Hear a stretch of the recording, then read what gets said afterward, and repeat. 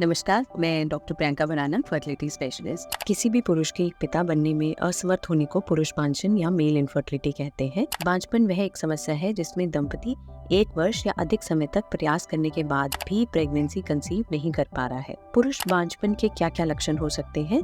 इसमें मुख्य लक्षण है कि महिला गर्भवती नहीं हो रही है, शुक्राणु की नली ब्लॉक है, टेस्टिकल और उसके आसपास की जगहों में दर्द, सूजन या गांठ बन गई है, गायनेकोमेसिया यानी असामान्य रूप से छाती बढ़ रही है, आपस में रिलेशनशिप बनाने में समस्या हो रही है, शरीर और चेहरे पे बाल कम हो रहे हो, लो स्पर्म काउंट है यानी कि सीमेन एनालिसिस में 15 मिलियन प्रति मिलीलीटर से कम के शुक्राणु है, क्रोमोसोम में एबनॉर्मेलिटी है या हार्मोन में असंतुलन है। इन सब के कई कारण होते हैं, जैसे कि जन्मजात समस्याएं, जिसमें कि जन्म के समय से ही वास डिफरेंस या फिर टेस्टिकल में खराबी है। लो स्पर्म काउंट का होना यह एक मुख्य कारण है।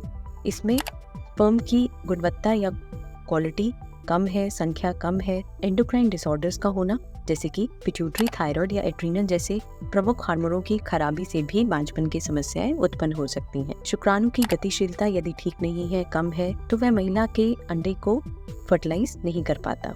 वेरिकोसील यानी कि टेस्टिकल की नसों में सूजन होना, इसके कारण से शुक्राणु की गुणवत्ता पे सबसे ज्यादा प्रभाव पड़ता है। किसी भी तरह का संक्रमण यानी इन्फेक्शन जो कि शुक्राणु को बनने में बाधा उत्पन्न करता है और शुक्राणु की नलियों को भी बंद कर देता है, जैसे कि chlamydia, gonorrhoea. X ray radiation, lead radiation आदि से शुक्राणु के बनने में बाधा आती है। यदि आप अधिक गर्म पानी से नहाते हैं, हॉट टब या सोना का बहुत इस्तेमाल करते हैं, उससे भी आपके शुक्राणु की संख्या पे प्रभाव पड़ता है। ट्यूमर, यदि किसी पुरुष को ट्यूमर की समस्या है, हार्मोन का उत्पादन करने वाली ग्रंथियां यानी ग्लैंड्स या पिट्यूटरी ग्लैंड या फिर रिप्रोडक्टिव ऑर्गन्स को भी प्रभावित करता है। शराब, धूम्रपान, तनाव, मोटापा, ये सब कारण है पुरुषों के बांझपन के। पुरुष बांझपन के इलाज के कई विकल्प उपलब्ध हैं, जैसे कि in vitro fertilisation, assisted reproductive technology. यह एक तकनीक है जिसको हम टेस्ट ट्यूब बेबी या IVF भी कहते हैं, जिसमें कि अंडाशय से अंडे निकाल के उसे पुरुषों के शुक्राणु के साथ लैब में फर्टिलाइज किया जाता है